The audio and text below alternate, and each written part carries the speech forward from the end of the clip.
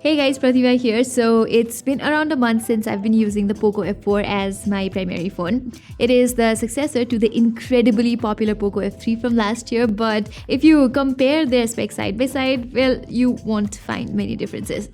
However, I believe Poco has put out a very balanced mid-range smartphone this time around with some quality of life improvements and a fair price tag. So let me talk about all of my experiences with the Poco F4, the things I liked about it, and the things that I think Poco could have done better right after this short message from our sponsor, Motilal Oswal. If you are a beginner in investing and trading, relying on an expert is a must as it will help you identify areas of opportunities. But don't worry, with Motilal Oswal, you are allotted a financial advisor who will help you answer all your queries and make better investments. To get started, you will just need your PAN card, Aadhaar card, and bank proof. And if you are a first-time account opener, you are eligible for a welcome basket too, which includes all their AI-based tools, 100% brokerage refund offer along with a free demat account. Click on the link given in the description to start investing with the best brands in India right now.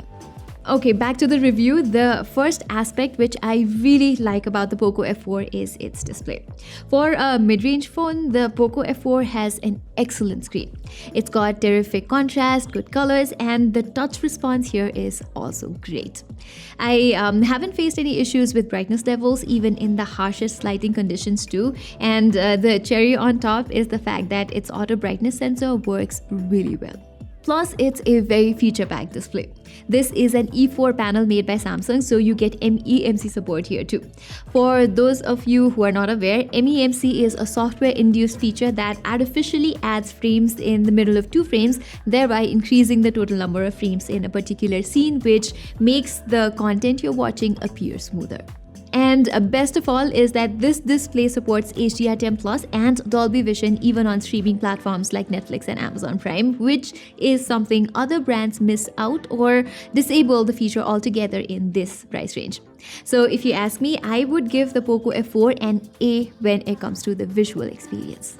That being said, I would have liked it more if Poco had included anti-flicker mode here like we find in most Xiaomi devices, while I also wish the bezels were a bit even on all sides. Now, about its dual speakers, they sound really good and I had a great time listening to music on Spotify on this phone. They're loud, the vocals are clear here, and there's no distortion in the highest volume, which makes consuming content on this screen a very pleasing experience. Next up, I am also quite satisfied with its performance. It uses the same chipset as last year's Poco F3, the Snapdragon 870, and I would say that this is still a very reliable, fast-performing processor for an upper mid-range phone in 2022. This thing can handle almost all demanding tasks without so much as a hiccup, and even playing graphics-demanding games is not a problem here. Games such as PUBG run smoothly at respectable settings with 100% FPS stability here. I also played Apex Legends on the Poco F4 where I got a stable 60 FPS at extreme HD graphics and ultra frame rates. Even Genshin Impact runs pretty smoothly in the highest settings at around 53 FPS with motion blur turned off, so I was pretty impressed by that. And I am also pleased to tell you that this phone can run high FPS games such as Oddmar and Critical Ops at 120 FPS.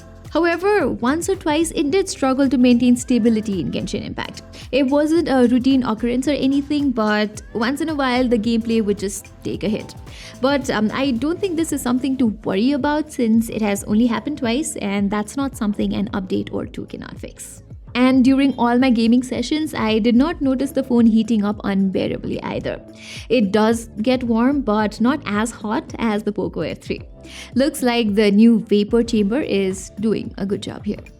Okay, moving on. If you remember, the Poco F3 had strictly average cameras, but finally, this time Poco has made a lot of improvements in this department. The 64-megapixel primary lens features OIS this time, due to which the images come off very sharp. In ample lighting conditions, you can get some good shots from this phone. And if you're someone who prefers contrasty images, you will be pleased with the output of the Poco F4. Portraits from the phone also look good enough to share on social media. The subjects are slightly smoothened, but in most cases you will get good-looking images. In indoor conditions though, the images, be it normal or portrait, appear a bit soft.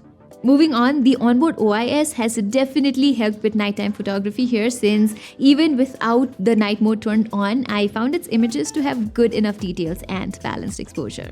The Poco F4 scores good points in the videography aspect as well. You can shoot up to 4K 60 FPS from the main lens, where the videos have good quality, although they're not very stable. So if you prefer steadier results, I would suggest you switch to 4K 30 FPS or 1080p resolution. The only aspect of the Poco F4's back cameras that do not score good numbers is the ultra-wide-angle photos.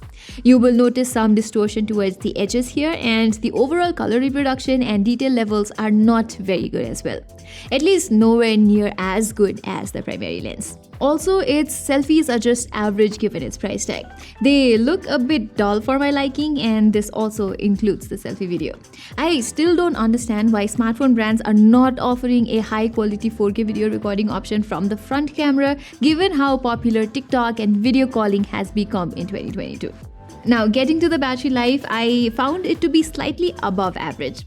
I use this phone at 120Hz refresh rate all the time, so combine that with my demanding usage pattern, I was able to squeeze around 6 hours of screen on time at best. So that's a pretty decent result for a 4500 mAh battery phone. And thanks to the 67 watt fast charger that comes inside the box, the phone fills up in around 50 minutes only. The only complaint that I have with its charging is that maybe it's high time that smartphone companies start adopting universal standard like USB power delivery on their devices, rather than the proprietary ones like on this guy, which only fast charges Xiaomi phones. Okay, let's now discuss the things that I think Poco should have done better with the Poco F4, starting with its design. We know that lately the smartphone industry has been leaning towards a lot of rebranding, where both Xiaomi and Poco have played a huge part.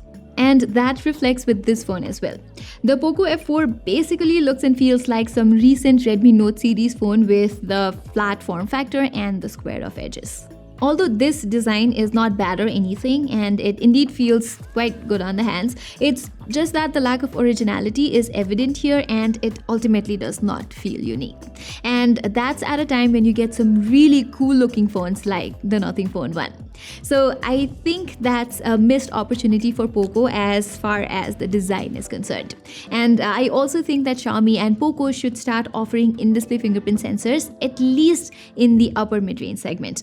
The capacitive fingerprint sensor here is totally fine, but once the price goes higher, in-display is what you'd want. Likewise, I think the vibration feedback on this phone could be better as well. It's totally fine when you're typing and stuff like that, but its strength is a bit weak. Because of this, I have missed some incoming calls, especially when I would have the phone in my pockets or when riding a bike. And with almost all the Xiaomi and Poco phones, I wish the company had refined the software experience a bit more too. On my usage, I have occasionally faced stutters in the UI, sometimes even when I was just opening a light app. Similarly, even though the Poco F4 runs on Android 12, Poco has not taken full advantage of that, since some of my favorite Android features are still missing here, like wallpaper theming and privacy dashboard, which makes it feel like you're still using Android 11. Also, I've got to address the elephant in the room, which is the fact that many Poco owners have complained about a lot of hardware-related issues like motherboard failure and cameras not working, and they had to pay high repair costs after the warranty period expired. So, Poco has addressed this very issue by offering 2 years of warranty for the Poco F4. But if you ask me, it's not a complete solution, and I do hope that the company focuses more on quality control. Unlike Creed from The Office, of course. Okay, with this, I have come to the end of this video, and after analyzing both pros and cons of this phone, I would definitely recommend it to anyone who's looking for a balanced, performance-centric device in the mid-range price bracket. Yes, there are some minor software bugs here and there, but those are something that should be fixed with future updates, so I would not worry about it so much. Plus, the Poco F4 has a good enough camera performance too, at least the primary lens, and it offers a really nice display and multimedia experience too, so it's almost an all-rounder mid-range phone. Plus, from time to time, there's some cashback and similar offers on the Poco F4, making it an even more lucrative deal. So watch out for that as well. Alright guys, so that was all for this video. If you liked it, don't forget to give it a thumbs up and don't forget to subscribe to our channel. Till then, I'm Pratima Adhikari and I will see you in my next video.